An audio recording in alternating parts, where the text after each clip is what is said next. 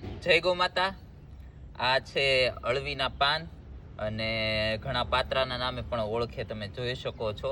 આપણે ફરસાણમાં ને એમાં મળતા હોય પાત્રા, તુરિયા પાત્રાનું શાક ઘણા લોકો કરે, એ આ પાત્રા છે. તો આમાં છે ને સાહેબ B12 વધારે હોય, જે ઘણા લોકો કહે ચિકનમાં હોય, માછલીમાં હોય, પણ એની કરતાં પણ વધારે B12 હોય ને તો આ પાત્રામાં છે. એટલે જે લોકોને B12 ઘટતું હોય ને એને છે ને અઠવાડિયામાં 2 થી 3 વાર પાત્રા ખાવાના છે. પછી આ પાત્રાને 2-3 વખત તુરિયા પાત્રાનું શાક કરી શકો, તમે ખાલી પાત્રા કરી શકો. પછી ઘણા શેકીને ખાતા હોય, ચણાનો લોટ લગાડીને ખાતા હોય. એવી રીતે આ પાત્રા ખાવાનું ચાલુ કરી દેશો ને એટલે છે ને તમારે B12 ઘટવાનું બંધ થઈ જશે.